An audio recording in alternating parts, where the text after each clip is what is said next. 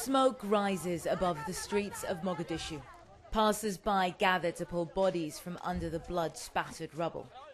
It's a car bomb aimed at the Minister of Interior's convoy. Inside, escape injury, but at least 8 civilians are killed. The attack is quickly claimed by Al-Shabaab, the Al-Qaeda-linked militant group. It no longer controls much of the city, as it once did, but can still make its presence felt.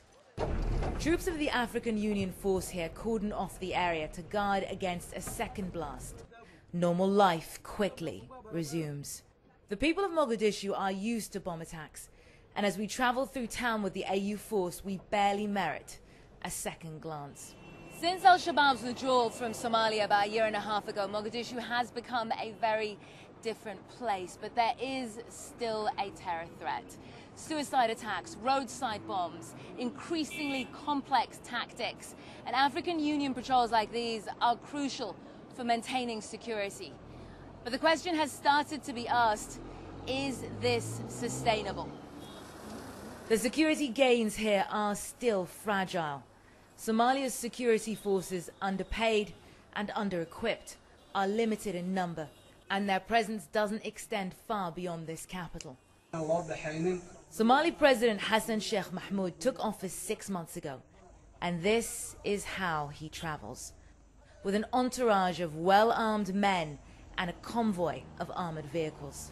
Even that can't guarantee his safety, but that doesn't seem to bother the man with arguably one of the most dangerous jobs in the world. We're traveling with the Somali president's convoy inside one of the African Union escort vehicles that's accompanying him. The president has decided that he wants to head out to Denele on the outskirts of Mogadishu, one of the remaining areas in which Al-Shabaab has managed to maintain a presence. In spite of the attack on the Minister of Interior's convoy less than 2 hours ago, the president is keeping an appointment to attend a hotel opening. You insisted, against the advice of many of those around you, on coming here today. Why? They attempted my life the second day I was elected, see? And continuously I'm living under that threat. But I don't see it. It deserves. It's worth of taking that level of risk. If I remain indoor and I say I don't go out, that's their success.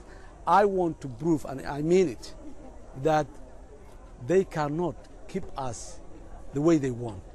We are the ones who decide what we do, when we do, where we do it.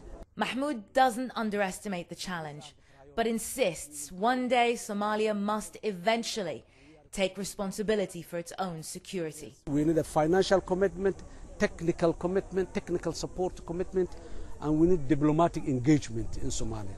We want Somalia to be treated as a normal country. Unless we are treated as a normal country, Somalia will never become a normal country. That's what we are expecting from the world. As night falls, the city streets empty.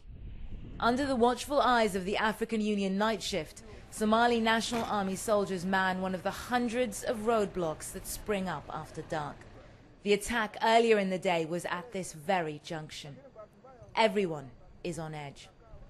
Security patrols, roadblocks, and never-ending vigilance are the price of the city's freedom from Al-Shabaab's control.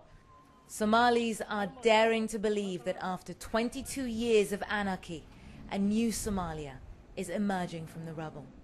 And they're risking their lives to prove it. Emel Bagir, CNN, Mogadishu.